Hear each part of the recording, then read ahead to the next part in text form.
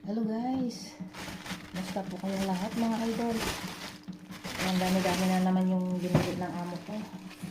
Ayan, dami-dami na naman yung binili ng isda. Parang mauubusan na naman siya ng isda sa market guys. Ayan na, sa bagay, mga suki naman niya kasi itong mga binilhan niya guys. Nga ano, kaya sa market talaga, hindi ka talaga makakita ng mga fresh o ano. Pero sa mga suki niya kasi, kung may mga huli sila, tumatawag sila kaagad sa amo ko na may fresh dito, ito bilhin mo na ito, ganun. Tsaka baka mura lang naman siguro siya. Ganun siya. Ayan, dami-dami guys. Ako naman nahihirapan yan guys kasi ako naman ang mahilig si amo ko ng mga sipos guys. Pero minsan, kami lang dalawang kumakain. Ako din ang nahihirapan. Ayan, linisin ko yan lahat guys. Kaya lang busy ako ngayon. So, pupunta kami ng kabilang bahay. So, mamaya ko na yan linisin ulit. Kasi ang dami pa naman yan guys. So, mga crabs. Ayan. Buhay pa guys. Ayan guys. So, buhay pa. Oh.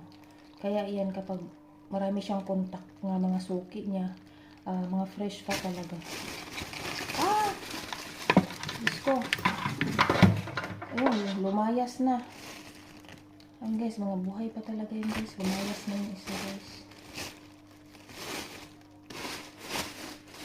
Pero sa isda talaga guys. Ilan ba sa isda? Ayaw ko talaga ito maglinis ng ganito. Tsaka yung mga talakya guys. Ayaw ko talaga kasi alam nyo, sobrang tinik siya. Pero ito yung pinakamahal ng isda dito. Pangalan nyo. Kasi sa Pilipinas, mahal yan. Yung pangalan ng isda na yan. Sapi dito. Pero di ko alam. Kalimutan ko na sa Pilipinas. Ayan guys, so, puro mga babae yan siya. Ayun, buhay na buhay pa sila guys. So. Ay, naku, Diyos ko, hindi ko alam anong ano ko kasi magluluto pa ako. Dami ko pa gagawin guys. So mamaya na lang, ilagay ko muna sa ref ito. Kasi mahirap siyang linisan kapag buhay pa. Kasi baka makagat ako. Siyempre hindi naman yan ano, pero masipit, masakit yung masipit guys. No?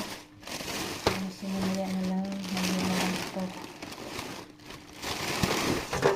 Sobrang dami guys. Parang nauubusan yung amo ko sa ano nitong isda. Ito, isda at saka crabs guys. May shrimp pa pala. Buti yung shrimp, pinaano pa niya yung shrimp guys. Yung pinabalatan niya kasi ang pinakamahirap na mag-ano guys. Yung pinakamahirap na maglinis. Ayun, shrimp talaga. Yun, buti naman. Buti